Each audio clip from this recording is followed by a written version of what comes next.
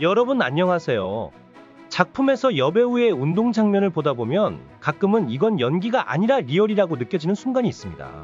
보통은 촬영장에 사람도 많고 현장 분위기가 산만해서 개인적인 감정을 갖기가 쉽지는 않죠.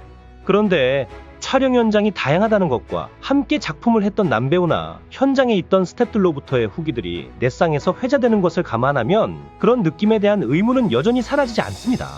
오늘은 그렇게 현지의 여러 채널을 통해 전해지고 있는 AV의 진심이었던 여배우들을 소개하겠습니다. 먼저 나가세 미나모입니다. 투명감 있는 얼굴에 비해 다소 반전이 있던 배우로 2018년에 프레스티지에서 데뷔했습니다. 개인적으로는 사정집행관을 가장 깜찍하게 해냈던 배우가 아닌가 생각되는데 그 모티브는 바로 이 업계에 대한 편견이 없다는 겁니다. 업계의 전속으로 데뷔한다는 것을 부모와 친구에게 알리며 기뻐했다는 것만 봐도 긍정적인 마인드를 알 수 있는데 처음으로 제대로 된 전속 계약서를 쓰면서 자신이 경험한 아이돌 업계보다 깨끗하다는 말을 했다고 합니다. 미나모의 긍정은 작품에서 자신감으로 이어졌고 업계의 최적이라는 자연 직업의 몸매도 주목을 받으며 프레스티지의 차기 에이스로 급상하게 됩니다. 일반적으로 여배우가 운동 시에 대부분이 틀에 박힌 톤의 목소리를 내곤 하는데 사실 정점에서는 말이 없어지기 마련이죠. 미나모의 여러 작품에서 그런 모습을 볼 수 있습니다. 데뷔작 이후 그렇게 승승장구하며 프레스티지의 2인자로 부상하는가 싶더니 2019년에 스즈모리 레무가 등장하면서 치열한 사내 경쟁 체제로 접어듭니다. 작품의 질로 보면 미나모가 뒤진다고 볼 순 없는데 외모라든가 현재는 100만을 넘어선 SNS 팬덤 등이 레무의 인기를 서포트하면서 사실상 후배에게 밀리는 모양새가 됩니다. 결국 미나모는 그렇게 2020년을 보내다가 이듬해 1월 전격적으로 팔레노로 이적하게 되죠. 그런데 이게 악수였을까요? 팔레노에서는 리즈 시절의 폼을 찾지 못하고 1년도 활동을 못한 채 은퇴를 발표합니다. 본인은 업계에 3년을 채우고 깔끔하게 마무리하는 거라 했지만 업계나 팬들의 반응은 더 성장할 수 있는 배우여서 아쉬움이 남는 은퇴였다는 평을 받고 있습니다. 다음은 그라돌 출신의 이이야마 카오리입니다. 카오리는 나츠자키 마림이라는 이름으로 고교 때부터 그라돌을 시작하여 2009년에 맥스A 전속으로 업계에 데뷔했고 2010년 이후 아이포켓 포함 몇 개의 레이블에서 활동을 이어가다가 조용히 접었었죠. 이때는 유마와 아키오 투토베 시대였고 츠보미나 루카와리나 등의 기세를 포함하여 AKB48 출신의 야마구치 리코 이슈가 이어지던 짱짱한 시기여서 웬만한 캐릭터로는 부각되기 힘든 시대였죠. 카오리는 그렇게 업계를 은퇴하여 결혼했고 그녀의 활동을 아무도 기억 못할 즈음인 9년 후 주부가 되어 업계에 다시 복귀합니다. 30대의 숙녀의 대형신인이라는 슬로건으로 마돈나를 통해 부활한 거죠. 이때 개명한 이름이 이이야마 카오리입니다. 한 달에 한 번씩 작품을 내면서 반응이 나쁘지 않았고 특히 6번째 이 작품은 판자 순위에 오를 정도로 수작으로 평가받았죠.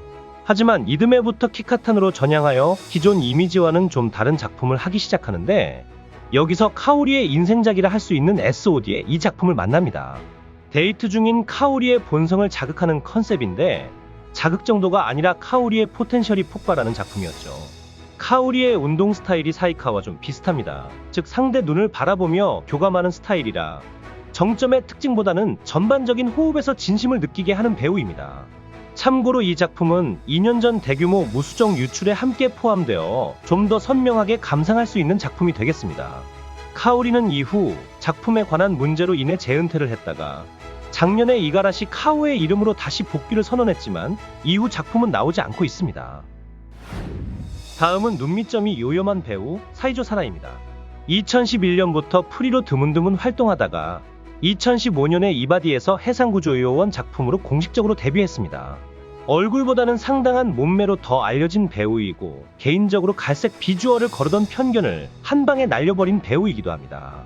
인지도가 상승하던 초창기를 지나 나가의 작품을 만나면서 사이조 사라의 진가가 나오기 시작하는데 수작이라 불리는 이 작품을 보면 NTR 장르에 취향이 없다고 해도 몰입되는 장면이 많아서 소장각으로 불리고 있고 과한 표정이나 소리 없이 존재 하나로 격렬한 감상이 되는 배우 중에 한 명으로 인정받고 있습니다. 사이조 사라는 본인을 스스로 변태라고 하는데 다소 웃기기도 했던 엘베 씬이 자주 나오는 이 작품에서의 캐릭터를 보면 그 이유를 조금은 알 수 있겠습니다. 사이조 사라의 레전드작이라 할 수 있는 이 단체작에서는 마치 자기가 좋아하는 취미생활 하듯이 무리한 씬을 오히려 즐기며 하는 바람에 카메라들은 그저 따라갈 뿐이었죠. 그렇다고 마무리를 대충 하는 그런 과가 아닌 세심하게 클리어하는 프로마인드를 기본으로 깔고 있는 배우입니다.